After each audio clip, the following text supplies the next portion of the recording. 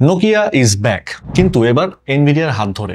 হ্যাঁ, সেই নোকিয়া যে একসময় ছিল মোবাইল ফোনের কিং। ছোটবেলায় কত যে সময় কেটেছে সেই নোকিয়া 1100-1400-তে স্নেক গেমসটি খেলে। তো সেই নোকিয়াটাই এখন আবার ফিরে এসেছে, কিন্তু একদম নিউ একটা রূপে।